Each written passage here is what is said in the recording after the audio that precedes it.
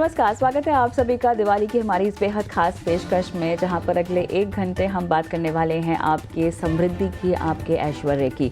और आज हमारी जो शो की थीम है वो है गृह लक्ष्मी से धन लक्ष्मी। और ऐसे में हम आपको मिला रहे हैं कुछ ऐसी महिलाओं से जिन्होंने इस सफ़र को न सिर्फ तय किया है, बल्कि इनकी सफ़र को सुनने के बाद, इनके सफ़र की कहानी सुनने के बाद आप भी कैसे धन लक्ष्मी का अपना स्वरूप धारण कर सकती हैं, इसकी बारीकियों पर हम विस्तार से बातचीत करेंगे हमारे इस दिवाली स्पेशल एपिसोड में। और बेहद खास मेहमान के साथ मैं शुरुआत करना चाहती हूँ। गृह लक्ष्मी से धन लक्ष्मी हमारी आज की इस पेशकश में हमारे साथ जुड़ गई हैं Ayushi Dholakia, miss India second runner up. Ayushi, आपका बहुत बहुत स्वागत है हमारी इस खास पेशकश में, और आपको ढेरों बधाइयाँ और शुभकामनाएं आपके कंपटीशन और आपकी जीत के लिए। भी आपने समय निकाला हमारे इस खास मंच पर आप आई, बहुत बहुत धन्यवाद। और वाकई काफ़ी प्यारी भी लग रही हैं आप, बोलना पड़ेगा। दिवाली के और त्यौहार के इस पूरे माहौल में आप पूरी तरह से समाई हुई लग रही हैं। तो महिला सशक्तिकरण की बात हो रही है आयुषी, जब भी दिवाली की बात होती है तो लक्ष्मी की बात सामने आती है, और जब भी लक्ष्मी के बारे में आप सोचते हैं तो घर की गृह लक्ष्मी जो कि धन लक्ष्मी भी है, इनका ख्याल आता है जहन में। आप कैसे इसको समझती हैं? पहले तो मैं आपका, कविता जी, आपका मैं तहे दिल से शुक्रिया अदा कहना चाहूँगी कि आपने इतना अच्छा वेलकम दिया, और ईटीवी नाउ संदेश ने मुझे ये मौका दिया कि मैं आज आपके साथ बातचीत कर सकूँ। और आपके प्रश्न के ऊपर आते हुए पहले तो मैं बताऊँगी कि सरप्राइज़िंग बात ये है कि मेरे मॉम-डैड ने मेरा नाम धनलक्ष्मी रखा था, क्योंकि मेरी राशि ध है। और ओहो! जब जब अच्छा, मैं अच्छा। पैदा हुई थी तब मेरी मॉम का जॉब में प्रमोशन हुआ था। मेरे डैड आगे अपने, वो डॉक्टर है तो आगे अपने मेडिकल फील्ड में बढ़ पाए थे। इसलिए मुझे लगता है कि मेरा पैदा होना मेरी फैमिली में काफ़ी, उन लोग के लिए काफ़ी स्पेशल और फॉर्च्यूनेट रहा था, तो उन्होंने मेरा नाम धनलक्ष्मी रखा था। बट अपार्ट फ्रॉम दैट मुझे लगता है कि एक एक स्त्री के अपनी ज़िंदगी में फाइनेंशियल इंडिपेंडेंस होना बहुत ही ज़्यादा एम्पावरिंग और इम्पोर्टेंट होता है। जब 16 साल की उम्र पे मैंने अपना सबसे पहला पे चेक, चाहे वो ₹2000 का हो या 5000 या ₹1000 का हो, पर वो जब पहला पहला काम मैंने किया था और जिसके लिए मुझे पैसे मिले गए थे, तब जो अंदर से हमें इंडिपेंडेंस फ़ील होता है, स्वतंत्रता फ़ील होती है, एक आप, मुझे लगता है आपके अंदर वो एक शक्ति आ जाती है जिससे आपको पता चलता है कि आप आपकी लाइफ़ अपने टर्म्स पे अपनी तरीके से जी सकते हैं। तो मेरे मेरे मॉम-डैड ने, मेरी फैमिली ने हमेशा से मुझे फाइनेंशियल इंडिपेंडेंस और फाइनेंशियल स्टेबिलिटी की हमेशा से सीख दी है। और मैं आगे जाके भी वो सारी लड़कियों को यही बोलना चाहूँगी कि अ, जो भी करें, लाइक लाइफ में हम ये हमेशा ट्राई करें कि हम फाइनेंशियली इंडिपेंडेंट हो सकें। मुझे ये बताइए आयुषी, अब जैसे कि आपने खुद ही बता दिया कि आपका राशि नाम ध से था और आपका नाम धनलक्ष्मी रखा गया था। तो ऐसे में जब आपके निजी निवेश की बात आती है, आपकी खुद की कमाई की बात आती है, तो आपकी पहली कमाई कितने की थी?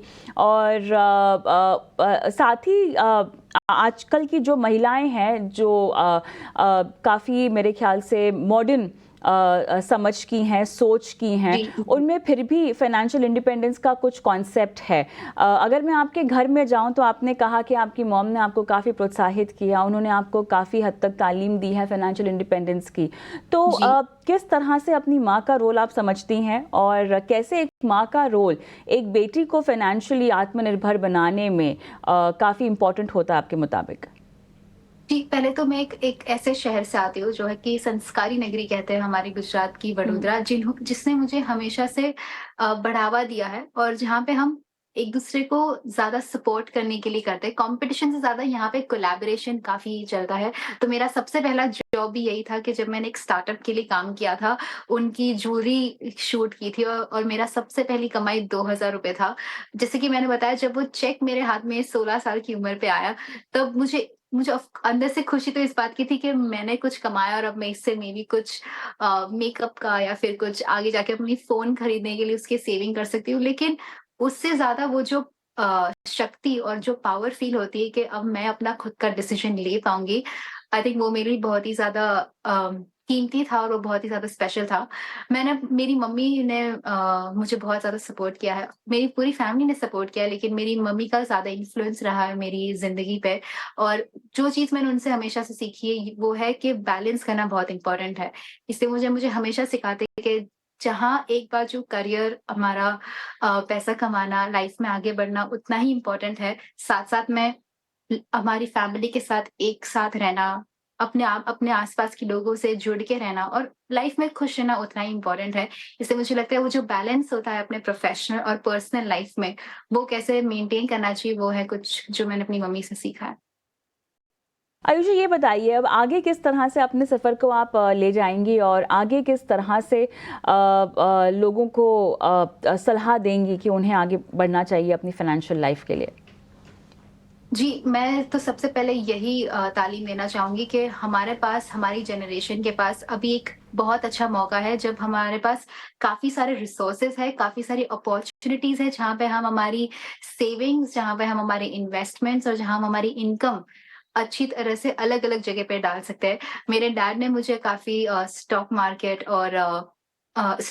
की काफ़ी अच्छी तालीम दी है, जिससे मैं अपना जो भी इनकम होता है, मैं सेविंग्स भी कर सकती हूँ, मैं इन्वेस्टमेंट भी कर सकती हूँ और साथ-साथ में जहाँ मुझे उसको एक्सपेंस करने की ज़रूरत है, वो एक्सपेंस भी कर सकती हूँ। तो ये जो अंडरस्टैंडिंग होती है हमारी इंडियन मेंटालिटी में, मुझे लगता है बहुत ज़्यादा इम्पोर्टेंट है कि सिर्फ़ हमारे अकाउंट में पैसे भरना इम्पोर्टेंट नहीं है, लेकिन उसको सही जगह पे इन्वेस्ट करना, उसका सही जगह पे इस्तेमाल करना और सही जगह पे उसको एक्सपेंस करना, उसकी उसकी राइट नॉलेज भी होनी बहुत ज़्यादा ज़रूरी है। तो मैं सारे यूथ को यही बोलूँगी कि हमारी छोटी से छोटी जो भी हमारी इनकम है, आप हमेशा ध्यान रखिए कि एटलीस्ट उसका 10 या 20 प्रतिशत आप उसको इन्वेस्ट सही जगह पे करें। आयुषी, आपने कहा कि आपके पिताजी ने आपके नाम पे स्टॉक मार्केट में भी इन्वेस्ट किया हुआ है, तो कुछ बताइएगा आपकी समझ स्टॉक मार्केट को लेकर, इक्विटी बाजार को लेकर क्या है? अगर आपके फाइनेंशियल पोर्टफोलियो की मैं बात करूं, तो उसमें अगर आप निवेश करती हो या आपके फादर आपके लिए करते हो, क्या-क्या है फिलहाल, क्या-क्या इन्वेस्टमेंट स्ट्रैटेजी आपने अपने लिए बनाकर रखी हुई, अगर आपको कोई जानकारी हो तो? जी, मेरे मेरे पापा मुझे काफ़ी सालों से बोलना चाहते थे कि हुँ। आप करिए, स्टॉक मार्केट में करिए और वो चाहते थे हमेशा कि मैं अपने डिसीज़न खुद से लूँ, क्योंकि वो स्टॉक मार्केट को एक नज़रिए से देखते हैं। पर वो नहीं चाहते थे कि वो सेम नज़रिया मैं भी अपनाऊँ, क्योंकि अगर मैंने वो सेम चीज़ की तो फिर मैं कभी कुछ आगे सीख ही नहीं पाऊँगी। इसलिए वो हमेशा से चाहते थे कि मैं स्टॉक मार्केट को खुद अपनी तरह से सीखूँ और जो भी इनकम खुद की मैं कमा रही हूँ, मैं अपने पैसे को खुद से हैंडल करना सीखूँ। तो ये सबसे पहली चीज़ थी कि आपको अपने पैसे की ओनरशिप लेनी चाहिए और अकाउंटेबिलिटी होनी चाहिए, जिससे आगे जाके मैं रिस्पॉन्सिबल हूँ मेरे इन्वेस्टमेंट्स और मेरे इनकम के लिए। और पहले तो काफ़ी जब मैंने पहली बार स्टेप किया स्टॉक मार्केट में, तो मुझे भी थोड़ा-सा डर लगता है। अभी भी डर लगता है कि मुझे रेड अच्छे नहीं लगते, मुझे ग्रीन्स देखना बहुत अच्छा लगता है। पर मेरी स्ट्रैटेजी ये है कि जितनी बार कोई भी जो मेरा स्टॉक है, मैं डाइवर्सिफ़ाई करती हूँ अपना पोर्टफोलियो। सिर्फ़ जहाँ पे हेल्थ केयर है, वहीं पे मेरा इलेक्ट्रॉनिक में भी है, साथ में टूरिज़्म में भी है। सो मैं हर जगह, एग्रीकल्चर में भी है। तो मैं गवर्नमेंट के जो गोल्स होते हैं, उसके साथ-साथ मेरा पोर्टफोलियो मैं डाइवर्सिफ़ाई करना चाहती हूँ, उसकी तरह से मैं इन्वेस्ट करती हूँ और मैं स्टॉक्स को भी एक एसआईपी की तरह यूज़ करती हूँ। ऐसा नहीं है कि साथ में लमसम अमाउंट डाल देती हूँ, बट हर महीने थोड़ा-थोड़ा डाल के मैं स्टॉक मार्केट में इन्वेस्ट करती हूँ और एक स्ट्रैटेजी ये है कि जितनी बार स्टॉक गिरता है, मैं उस पे पैसा ज़्यादा डालती हूँ। अच्छा, ये एक इम्पॉर्टेंट सीख दर्शकों के लिए भी कि अगर मौका ढूंढती हैं आप पैसे लगाने के लिए और जहां थोड़ी सी चाल बाजार की कमज़ोर लगे वहां पर अपने पैसे, अपने निवेश को आप बढ़ाती हैं, तो डायरेक्ट स्टॉक्स में निवेश करती हैं या म्यूचुअल फंड के ज़रिए भी आपका निवेश है? दोनों मैंने उसमें भी मेरा 80% डायरेक्ट स्टॉक्स है और 20% म्यूचुअल फंड्स है। ओके, तो क्या फाइनेंशियल गोल्स हैं आपके आयुषी जिसके लिए आप इन्वेस्ट कर रही हैं? फाइनेंशियल गोल्स ये है कि मैंने एक्चुअली काफ़ी क्वांटिफ़ाई करके रखा है। हम्म। जैसे कि मैंने 16 साल की उम्र पे मेरा सबसे बड़ा परचेज़ किया था, वो था एक लैपटॉप से चालू किया। उसके बाद मैंने 21 साल की उम्र पे एक थोड़ा और बड़ा परचेज़ किया, जो मैंने अपना फ़ोन खुद से लिया। तो मुझे लग रहा है 25 और 27 साल तक मैं एटलीस्ट 25 साल पे मैं अपनी खुद की गाड़ी खरीदना चाहूँगी, फिर 27-28 पे मैं एटलीस्ट अपना घर खुद का करना चाहूँगी। तो इस तरह से मैंने अपने फाइनेंशियल गोल्स रखे हैं और अभी फ़िलहाल मेरे डैड और मैं खुद, मेरा बॉम्बे का एक्सपेंस और हम रेंट शेयर करते हैं, लेकिन मेरा गोल ये है कि एटलीस्ट आने वाले कुछ सालों में मैं खुद से अपना घर चला सकूँ और हाँ, अपने मॉम-डैड को भी वापस सब दे सकूँ जो उन्होंने मुझे इतने सालों दिया है। तो मेबी 5 सालों तक मैं उनको ट्रिप्स पे ले जाऊँ, मैं उनके साथ वेकेशन कर सकूँ और हाँ, एक गाड़ी खरीदना चाहूँगी खुद के पैसों से। बिल्कुल, मेरे ख़्याल से ये सपनों के लिए फ़ाइनेंशियल प्लानिंग करना बहुत ज़रूरी होता है और मेरे ख़्याल से उसमें आप आगे बढ़ी हुई हैं। लेकिन वुमेन एंटरप्रेन्योर्स को लेकर आप क्या कहना चाहती हैं? क्या आप भी कुछ सोच रही हैं एंटरप्रेन्योरशिप की लाइन पर आगे आप भी कुछ ऐसे कुछ करना चाहती हैं? मैं गुजराती हूँ तो मेरे रग-रग में बिज़नेस तो कहीं न कहीं घूमता ही है जी, और मेरी मॉम एक्चुअली वुमेन एंटरप्रेन्योर है। ओके, वो ओके। थी क्लिनिकल रिसर्चर लेकिन उन्होंने खुद का फैशन डिज़ाइनिंग का बिज़नेस चालू किया। हुँ, साथ-साथ में अब वो आर्टिस्ट है तो फिर वो एग्ज़िबिशन्स भी करते हैं और वो पेंटिंग्स अपने सेल पे लगाते हैं। तो कहीं न कहीं मैंने अपनी फैमिली में बिज़नेस को महिला के थ्रू उसको चलते हुए देखा है। मेरी जो दादी थी वो प्ले सेंटर नर्सरी चलाती थी छोटे बच्चों के लिए, तो वो भी एक तरीके से खुद पे उन्होंने अपना खुद का नर्सरी चालू किया। उन्होंने खुद से अ, लोगों तक वो पहुँचे और उन्होंने वो भी खुद फाइनेंशियल इंडिपेंडेंट हुए। तो कहीं न कहीं मेरी फैमिली में रन करता है, तो मैं भी यही चाहूँगी कि मैं कुछ ना कुछ करके आगे कोई बिज़नेस चालू कर सकूँ। पर मेरा मोटिव ये है कि मैं कुछ भी करूँ, तो वो इस एजेंडा से होना चाहिए कि मैं अपने स्टेट और मैं अपनी सिटी को कुछ वापस दे सकूँ। क्योंकि उन्होंने मेरी पूरी जर्नी में यहाँ तक कि चाहे वो मेरे मिस टीन इंडिया की हो, मिस टीन इंटरनेशनल या फिर आज फेमिना मिस इंडिया के क्राउन को लेके हो, उन्होंने मुझे बहुत सपोर्ट किया है। इसलिए मेरा गोल ये रहेगा कि अगर मैं कभी भी कोई एंटरप्रेन्योरियल वेंचर चालू करती हूँ, तो मैं अपनी सिटी को वापस कुछ देना चाहूँगी। उहुँ। बिल्कुल। किस लाइन पर होगा आपका ये सफ़र एज़ एन एंटरप्रेन्योर? या तो 2 चीज़ें हो सकती है, या तो जैसे कि मुझे फ़ैशन का बहुत ज़्यादा मुझे इंटरेस्ट है, तो या तो वो क्लोथिंग लाइन के उसमें हो सकती है, या तो मुझे लगता है मैंने काफ़ी कुछ एक्सपीरियंस किया है पेजेंट्री को लेके, ब्यूटी पेजेंट को लेके, तो कहीं न कहीं वही नॉलेज मैं आगे शेयर करना चाहूँगी। बट जैसे कि जानती रही हूँ आगे ज़िंदगी कहाँ ले जाएगी, बट अगर कभी कुछ होगा तो ये 2 अ, हो सकते हैं मेरे पॉसिबल वेंचर्स। क्या आपको ऐसा लगता है कि आगे बढ़ने को लेकर अभी भी हमारा समाज महिलाओं को अगर आगे बढ़ता हुआ देखता है तो बहुत सारे सवाल और प्रश्न उनके जहन में उठते हैं? मेरे ख्याल से स्थिति में थोड़ा बदलाव तो आया है, लेकिन जी। आप जिस इंडस्ट्री से हैं, जिस सेक्टर में हैं, क्या आपने मेल डोमिनेशन फेस किया है? क्या आपको लगता है कि आगे बढ़ने के मौके यहाँ पर मिलते तो हैं लेकिन बहुत मुश्किल से मिलते हैं, बहुत मुशक्कत करनी पड़ती है? जी, मैं कहूँगी कि मैं खुद को बहुत ही ज़्यादा फ़ॉर्च्यूनेट मानती हूँ कि मैं जिस सोसाइटी से आई हूँ, मुझे मेरी सोसाइटी ने हमेशा बढ़ावा दिया है और कभी उन्होंने मुझे नीचा खींचने की कोई तरीके से ज़हन नहीं किया है। और वो सिर्फ़ ये नहीं कि सिर्फ़ जो वुमेन है मेरी सोसाइटी की उन्होंने ही मुझे बढ़ावा दिया है, पर जहाँ तक कि मेरे जो मेन भी हैं, वो चाहे मेरे डैड हो, मेरे भाई हो या फिर मेरे टीचर्स हो, मेरे गुरु हो, उन्होंने हर टाइम पे, हर मोमेंट पे उन्होंने मुझे बढ़ावा ही दिया है। और मैं इस बात में बिलीव रखती हूँ कि progress lies in the process. इसलिए जैसे-जैसे हमारी समाज आगे बढ़ रही है, महिलाएँ आगे बढ़ रही है, सोसाइटी आगे बढ़ रहा है, इंडस्ट्री आगे बढ़ रहा है, वैसे-वैसे हर पड़ाव पे थोड़ा-थोड़ा प्रोग्रेस होता ही जा रहा है। अगर हम ज़्यादा प्रोग्रेस देखना चाहते हैं, तो हमें भी खुद तरीके से एक स्टेप लेना पड़ेगा, हमें भी खुद के लिए स्टैंड अप करना पड़ेगा और हमें खुद के लिए अपॉर्च्युनिटीज़ बनानी पड़ेगी। क्योंकि ये मैं बिलीव नहीं करती कि राइट अपॉर्च्युनिटी आएगी तब हम कुछ कर सकते हैं। हमें राइट अपॉर्च्युनिटी बनानी पड़ती है। इसलिए अगर हम चाहते हैं कि महिलाओं का ज़्यादा प्रदर्शन हो या फिर वो ज़्यादा पार्टिसिपेटिव रहे हमारे जैसे इंडस्ट्री में, तो महिलाओं को आगे जाके खुद अपना स्टेप लेना पड़ेगा और उनको उस फील्ड में अपना अपने लिए नाम खुद कमाना पड़ेगा। और हम कर सकते हैं, मुझे ये बिल्कुल नहीं लगता कि हम लोग में वो स्ट्रेंथ नहीं है या फिर हम लोग में वो काबिलियत नहीं है, हमारे में सब कुछ है, हमें बस करने की ज़रूरत है। तो मत डरिए, अगर आप खुद पे विश्वास रखेंगे तो ज़रूर होगा। बिल्कुल, खुद पर करो यकीन जैसा कि कहा जाता है। आयुषी बहुत अच्छा लगा आपसे बातचीत करके और आपने समय निकाला, न सिर्फ़ अपने सफ़र के बारे में बात की बल्कि तमाम दर्शक जो हमारी महिलाएँ हैं उनको भी आपने सलाह दी। धन्यवाद आपका। धन्यवाद कविता जी और धन्यवाद, बहुत अच्छा लगा और आपको दीपावली की आपको भी, शुभकामनाएँ। आपको भी, आपको भी। चलिए इसी नोट पर हम रुकते हैं छोटे से ब्रेक के लिए, लेकिन ब्रेक के उस पार दिवाली पर हमारी ये खास पेशकश जारी है। दिवाली के बाद ब्रेक के बाद मेरे साथ जुड़ेंगी प्रियंका सालवत। ये को फाउंडर है द स्लीप कंपनी की, इनसे बातचीत करेंगे और गृह लक्ष्मी से धन लक्ष्मी ये कैसे समझती हैं और कैसे इस रास्ते पर निकल पड़ी हैं, इसका नुस्खा इस ब्रेक के बाद।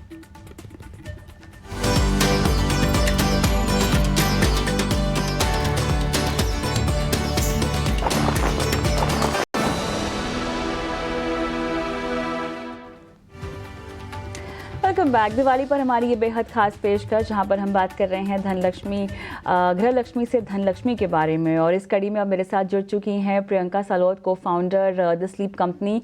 प्रियंका, बहुत बहुत स्वागत है आपका, और धनतेरस की और दिवाली की आपको ढेरों ढेरों शुभकामनाएं।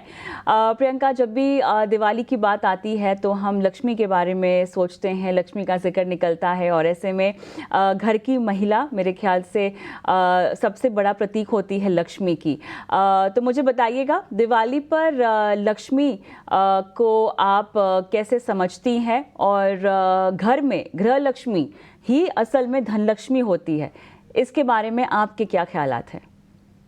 पहले तो कविता, मैं आपको और आपके दर्शकों को एक बहुत शुभ दीपावली विश करना चाहूंगी। जैसे कि हम सबकी जिंदगी में कोई भी बताएगा कि लक्ष्मी की बहुत ही इम्पोर्टेंस होती है, राइट? चाहे वो घर पे है, चाहे वो ऑफिस में है, आप कोई भी काम, कुछ भी जिंदगी में लक्ष्मी के बिना नहीं कर सकते हैं। एंड इसीलिए आई थिंक फॉर हमारे बिजनेस के लिए, घर के लिए लक्ष्मी और गृह लक्ष्मी बहुत ही इम्पोर्टेंट है। एंड आज आपको बहुत सारे बिजनेसेस में दिखता है जहाँ पे महिलाएं बहुत ही अच्छा काम कर रही हैं। एंड जिसको देख के आई थिंक आपके दर्शकों को, हम सबको बहुत ही प्रसन्नता होती है, जैसे जैसे वुमेन और जैसे जैसे महिलाएं बिजनेस कम्युनिटी में, जॉब कम्युनिटी में अपने लिए बहुत अच्छे नाम बना रही हैं। प्रियंका, कुछ आपके सफ़र के बारे में हम जानना चाहेंगे। आपकी शुरुआत कैसे हुई, और कैसे अगर आपका ऐसा सफ़र है गृह लक्ष्मी से धन लक्ष्मी तक का, तो उसके पीछे की कहानी और संघर्ष भी अगर आप बता सके तो। एब्सोल्युटली कविता। सो कविता, हमने द स्लीप कंपनी 5 साल पहले चालू किया, एंड ये चालू होने का जर्नी बहुत ही इंटरेस्टिंग था। आई थिंक 8 साल पहले मेरा बेटा हुआ। मेरे बेटे का नाम अयान है, एंड जब ऐसा हुआ तब बहुत सारी बाकी वुमेन और महिलाओं की तरह भी मुझे अपने आप से बहुत प्रश्न मैंने पूछे कि क्या मैं अपने बेटे से दूर रह सकती हूँ, क्या मेरे को जॉब कंटिन्यू करना चाहिए, मुझे क्या करना चाहिए लाइफ में। एंड आई थिंक इट्स ये सारे वुमेन, स्पेसिफिकली जब आप मदर बनते हैं, सबको ये बहुत गिल्ट होता है कि आप अपने बच्चे को घर छोड़ के कैसे ऑफिस जा सकते हैं, कैसे काम करने जा सकते हैं। बट मैं आपको, आपके दर्शकों को एक बात बताना चाहूंगी, मेरे साथ भी ऐसा हुआ। तब मेरे आसपास के जो लोगों ने था, उन लोगों ने मुझे बहुत सपोर्ट किया और मुझे ये बिलीव करवाया कि अपने आप के लिए काम करना बहुत इम्पोर्टेंट है। आप काम करके अपने बच्चों के लिए जैसा रोल मॉडल सेटअप करते हो, उससे वो जो जितना सीखते हैं, वो क्वांटिटी टाइम आप कितना स्पेंड करें वो मैटर नहीं करता है, बट आप कितना क्वालिटी ऑफ टाइम स्पेंड करें वो ज्यादा मैटर करता है अपने बच्चों के साथ। तो ये तभी से जर्नी चालू हुआ। जब अयान का जन्म हुआ तब मैंने, किसी भी आप नई मॉम से पूछेंगे, वो आपको एक बात बताएंगे कि आपको सोने में बहुत प्रॉब्लम होती है। आपको रात को नींद नहीं आती है क्योंकि आपको बार बार बच्चों को फीड करना होता है, आपको इसी कारण बहुत सारे बैक पेन प्रॉब्लम्स होते हैं। तब सडनली मुझे इतना नींद का प्रॉब्लम आ रहा था, तो मैंने, किसी फ्रेंड ने बोला कि एक मैट्रेस चेंज करके देखो तो शायद आपको बेटर नींद आए। तो तब मैंने बहुत सारे मैट्रेसेस ऑनलाइन ऑर्डर किए, 2-3 मैट्रेस ट्राई किए कि मेरा प्रॉब्लम सॉल्व होगा कि नहीं होगा, एंड किसी भी मैट्रेस से मुझे कोई हेल्प नहीं मिला। तब आई थिंक मेरे, तब मैंने ये सोचा कि, और ये रियलाइज किया, बहुत सारे लोगों से बात की, बहुत कंपनी से बात की, तो हमने ये रियलाइज किया कि इंडिया जैसी कंट्री में मैट्रेस जो प्रोडक्ट है उस पर बहुत फोकस था ही नहीं।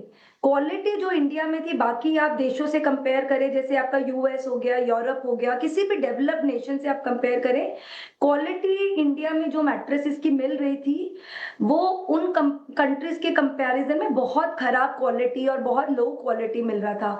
आप सोचिए, किसी प्रोडक्ट जिसपे हम दिन में मिनिमम 8 घंटे सोते हैं, हमारा 1/3 लाइफ एक मैट्रेस पे जाता है, जिसका रिलेशन हमारी हेल्थ बैक से बहुत ज़्यादा है, वो प्रोडक्ट में कोई भी इनोवेशन नहीं हुआ था बहुत सालों से। तो आई थिंक मैंने ये डिसाइड किया कि मैं इस प्रोडक्ट पे काम करूँगी। मैंने डॉक्टर त्रिपाठी के साथ 2 साल तक काम किया, टेक्नोलॉजी पे कि हम ऐसा क्या प्रोडक्ट लॉन्च कर सकते हैं इंडिया में, जिससे लोगों को बेटर क्वालिटी का स्लीप मिल सके। तो हमने 5 साल पहले द स्लीप कंपनी लॉन्च किया। जब चालू किया था तो हमने सिर्फ डिजिटल पे लॉन्च किया, हमारा वेबसाइट था, हमने अमेज़न पे लॉन्च किया एंड हमें कंज्यूमर से बहुत अच्छी चीज़ें सुनने को मिला, हमें बहुत कॉन्फिडेंस आया कि हम जो करने का ट्राई कर रहे हैं वो बहुत अच्छा कर रहे हैं। एंड उसके बाद 2 ढाई साल की जर्नी के बाद, क्योंकि हमें कंज्यूमर्स बहुत बोलते थे कि आप एक मैट्रेस 7 से 8 साल के लिए बाय करते हैं, उनको हमारे प्रोडक्ट्स को देखना था कैसा है, उनको टच एंड फील करना था। तो हमने ढाई साल पहले हमारे खुद के एक्सपीरियंस सेंटर ओपन करना चालू किया। आज ढाई साल में हमारे 120 कंपनी खुद चलाती है, ऐसे एक्सपीरियंस सेंटर्स हैं एंड हमारा बिजनेस, बिकॉज हम अपने कस्टमर्स से सब फीडबैक लेते हैं। आज इंडिया का सबसे फास्टेस्ट ग्रोइंग मैट्रेस ब्रांड है द स्लीप कंपनी, और आई थिंक हमारा सपना यही है, हम ज़्यादा एंड ज़्यादा इंडियन एंड ये प्रोडक्ट इंडिया से बाहर भी लेके जाएं। हम लोगों को अच्छा नींद देना चाहते हैं, हम लोगों को अच्छा कंफर्ट देना चाहते हैं, क्योंकि कंफर्ट और स्लीप हमारी हेल्थ से डायरेक्टली रिलेटेड है। बिल्कुल आप बिल्कुल अच्छा सोएंगे तो जी। आप अच्छा परफॉर्म करेंगे और आपका हेल्थ एब्सोल्युटली, पर मेरे बहुत ख्याल से नींद बेनिफिट्स। सबसे ज़्यादा अंडररेटेड डिटॉक्स है, जो हर किसी को रोज़ाना फ्री में उपलब्ध है लेकिन लोग कर नहीं पाते। इसके अलावा प्रियंका, आपके फाइनेंशियल इन्वेस्टमेंट्स के बारे में बताइए, क्योंकि हम दिवाली की बात कर रहे हैं, हम लक्ष्मी की बात कर रहे हैं, चैनल भी हमारा ऐसा है कि हम पूरा दिन निवेश के बारे में बात करते रहते हैं, लोगों को मार्गदर्शन देते हैं। तो आपका निजी निवेश, आपकी कंपनी नहीं, वो तो खैर आपका सपना और आपका जज्बा और कुछ भला करने की आपकी सोच रही समाज के लिए, लेकिन आपका निजी निवेश क्या कहता है? पोर्टफोलियो में कहाँ पैसे लगाती हैं? फिक्स्ड डिपॉजिट पसंद है, रियल एस्टेट पसंद है, सोना पसंद है, गहने पसंद है, या स्टॉक्स खरीदती हैं? नहीं, सो कविता, पहले तो मेरा जितना भी पर्सनल मनी भी होता है, हमने सबसे ज्यादा पर्सनल मनी कंपनी में लगाया है, राइट? क्योंकि हमें लगता है कि जो हम कर रहे हैं कंज्यूमर्स के लिए कर रहे हैं, वो लॉन्ग टर्म एक अच्छा ब्रांड बिल्ड करने के लिए कर रहे हैं। दूसरा, आई थिंक जो भी बाकी का इन्वेस्टमेंट होता है, मैं मेनली इक्विटी में बिलीव करती हूँ। मैं रियल एस्टेट में बिल्कुल बिलीव नहीं करती हूँ, क्योंकि मुझे लगता है कि वो बहुत ही वॉलेटाइल एसेट है, राइट? मुझे हमेशा लॉन्ग टर्म एसेट्स, जहाँ पे आप होल्ड करके रख सके, लॉन्ग टर्म ग्रोथ मिले, लॉन्ग टर्म हो, वहाँ पे मुझे ज़्यादा अच्छा लगता है एंड इसीलिए मैं सबसे ज़्यादा इक्विटी में इन्वेस्ट करती हूँ। चलिए, आप इक्विटी पसंद करती हैं, मेरे ख्याल से इक्विटी निवेश को लेकर ही मैं चाहती हूँ कि थोड़ा सा बताएं लोगों को, क्योंकि आप जिस माहौल में एक एंटरप्रेन्योर का रोल निभा रही हैं, एक माँ भी हैं आप, और ऐसे में बहुत ज़रूरी होता है कि हमारे घर में पैसों को लेकर जो सीख है, जो समझ है, वो घर की महिलाओं से ही मिले, जो कि अक्सर माँ के रूप में ही हमें मिलता है। आपकी परवरिश में आप फाइनेंशियल इंडिपेंडेंस कितना इम्पोर्टेंट समझती हैं, और आपके घर की महिलाओं को अगर मैं कहूँ कि समझाने की बात अगर आए कि वित्तीय या आर्थिक आज़ादी क्या है, तो उन्हें कैसे आप समझाती हैं? आपकी कंपनी में जो महिलाएं काम करती हैं, क्या आप थोड़ा सा ज़्यादा सजग होकर, सतर्क होकर, अवेयर होकर महिलाओं को आगे बढ़ाती हैं, प्रोत्साहित करती हैं कि वो फाइनेंशियली इंडिपेंडेंट रहें, निवेश की सीख उन्हें देती हैं? कैसे काम होता है इस लाइन पर? या सो कविता, 2 चीज़ें। पहले तो मेरा ये सबसे ज़्यादा मानना है कि हर वुमेन को फाइनेंशियली इंडिपेंडेंट होना चाहिए, राइट?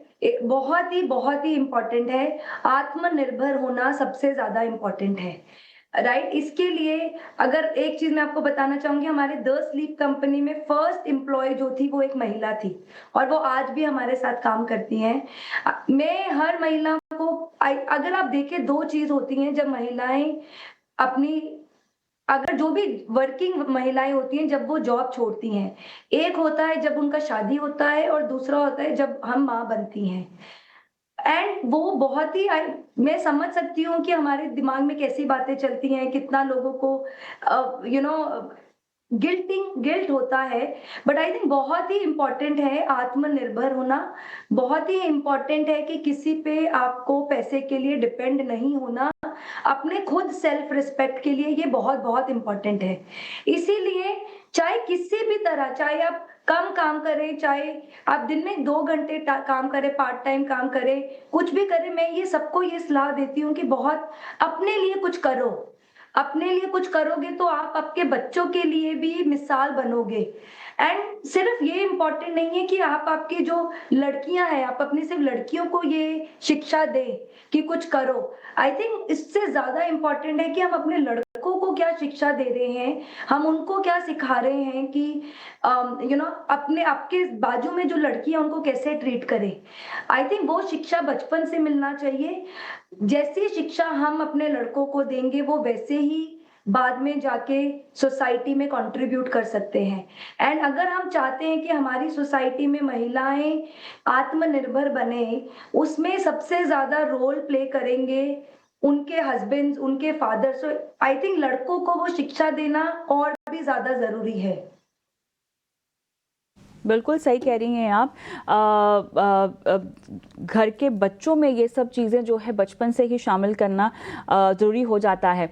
आगे बढ़ते हुए आपके क्या प्लान्स हैं खुद के आर्थिक आज़ादी को लेकर और आपकी कंपनी को लेकर, प्रियंका?